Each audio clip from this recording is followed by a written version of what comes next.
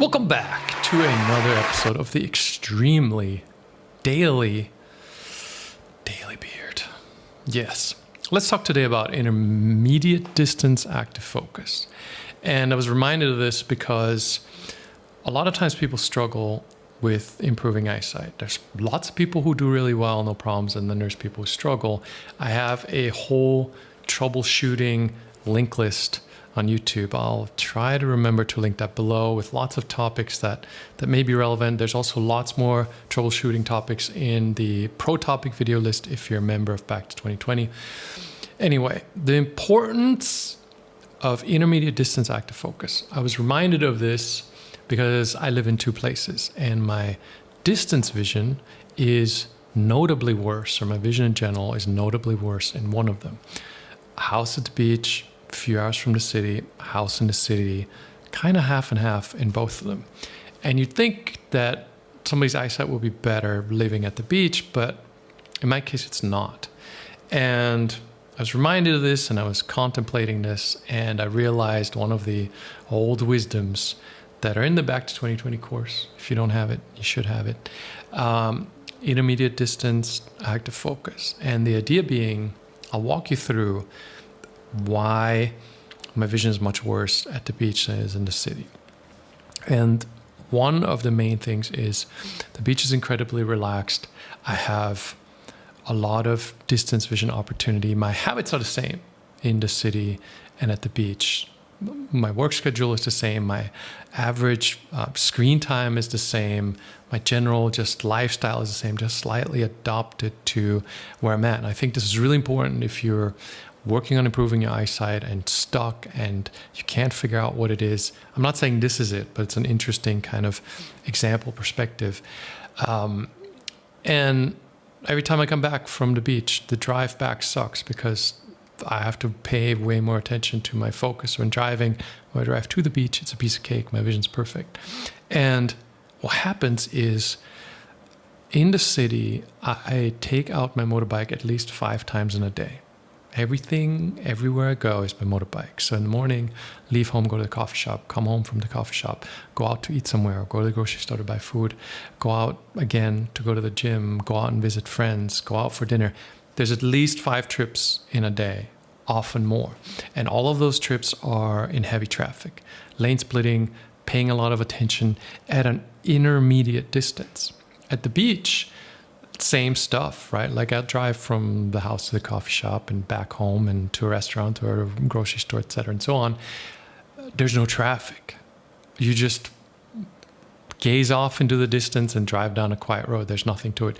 You're not focusing.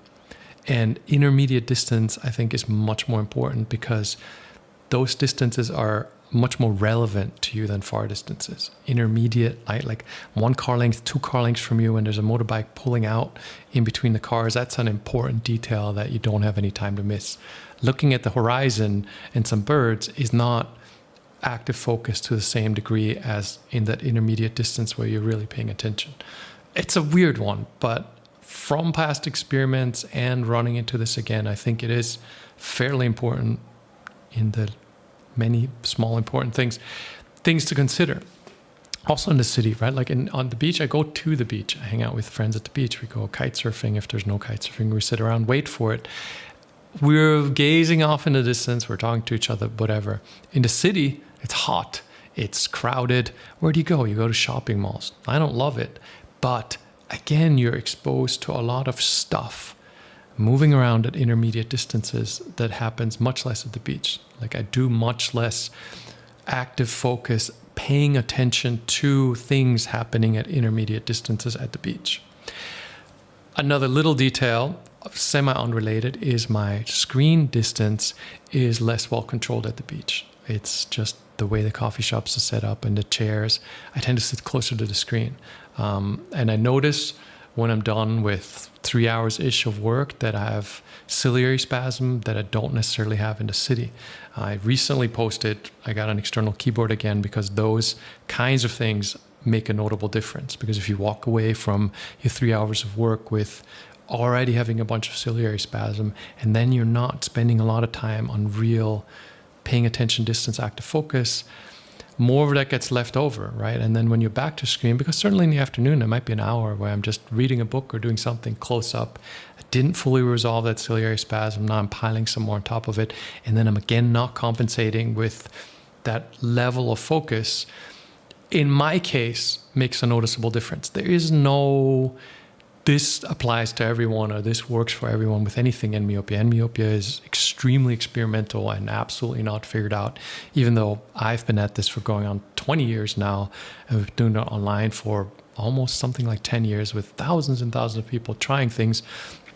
It's still a personal experiment, and it's still the sort of thing where you're going to be like, the words that I'm telling you are vague and subjective and not translatable exactly specifically to your scenario.